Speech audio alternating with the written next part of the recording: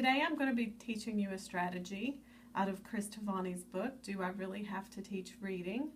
It is a double entry diary. To start off with, of course, you'll start off with your text, and you can use a sheet of notebook paper. I've labeled it double entry diary just to remind myself what strategy I've used. Then I've put a quote from the text and your thinking, labeling the two columns. I folded my paper in half in order to create a dividing line between the two columns. You can use any type of paper you like. I just labeled it quote from the text and your thinking, just to keep everything on the same side and to keep myself from getting confused. We're going to be working on Emily Dickinson's poem, I Could Not Stop for Death, today, and going line by line and adding our thinking to the chart we've created. Okay, I'm going to start out by reading the poem. Because I could not stop for death, he kindly stopped for me. The carriage held but just ourselves and immortality. That is the first 4 lines. Now, as I'm reading those first 4 lines, there are some questions that pop into my head. So I'm going to start with line 1. And you can label this however you like. I like to make sure that when I write something from the text, I put the quotation marks there so that I know it's a direct quote from the text. So when I'm using this item to create a research paper or something that I'm working on, then I don't have to continuously go back to the text. I can use my notes and go from there.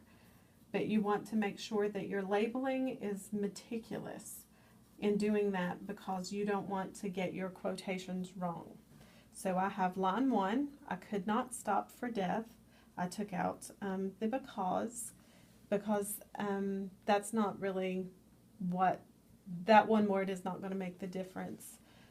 Because I could not stop for death. Well, why couldn't someone stop for death? Are they too busy? Okay, so that is the first question that I would write on my thinking side. Why couldn't someone stop for death?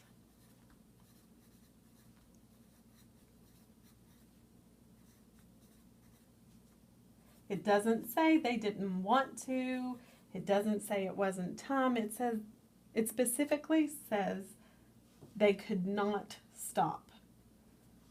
So why couldn't they stop for death? That is my question about line 1. So I'm going to move on to see through the poem to see if I can get an answer to my question.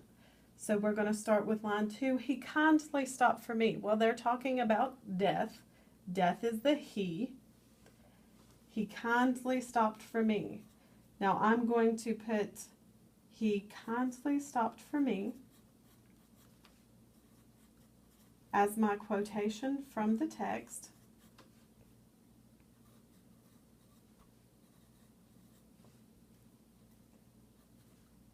And that's line 2. He kindly stopped for me. Was death kind? It's tragic, it can be gruesome, but this specifically says that he's kind. So I want to know, how was death kind? How was death kind is what I'm going to put on my thinking. And again, I'm going to continue on through the poem and see if I can come up with an answer for this. See if there's some reasoning why they specifically stated that death kindly stopped for me. I'm going to move on to line 3.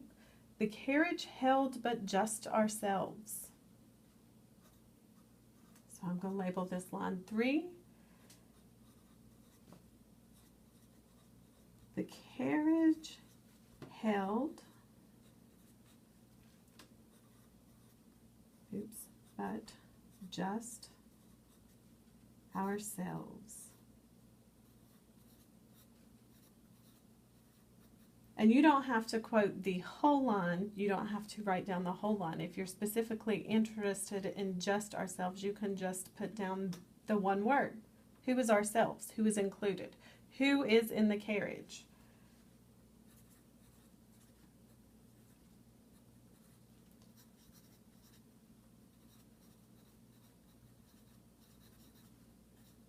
Okay, so if we're looking for who is in the carriage, at this point, I think it is Death and an individual. I'm not sure if it's a specific person or whatever, but right now we're just going to put individual. So I believe that Death and an individual are in the carriage. But again, I'm going to have to continue reading on to see if I can get more answers from the poem to my questions. Okay, the fourth line in the stanza, and immortality. So I'm going to label line 4, and I'm just going to look at the word immortality.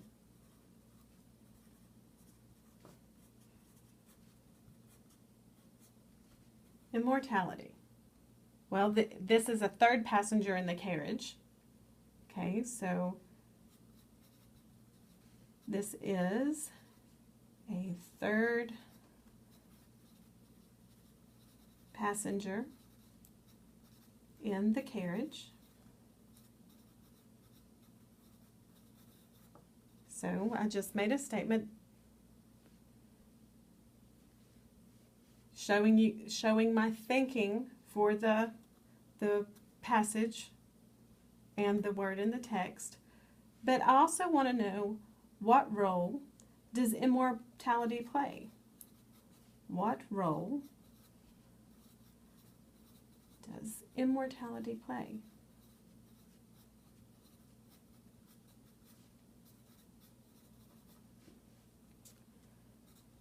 Okay, they're talking about immortality. Is there an immortality? Is there life after death? They're questioning this. So as we go on through the poem, we're going to continue to pull out things that interest us, that cause us to have questions, where you're going to document those things on the quote from the text, and we're going to put our thinking about those quotes and words on the opposite side. Now, again, it can be a whole line, a phrase, just a word. We may even question why they chose to capitalize certain words. They chose to capitalize immortality. Well, obviously that means it's important for some reason, but why is it important? So as we continue on through the poem, you would continue on the same way, just documenting the things that you have questions about from the text, and then your thoughts. Thank you.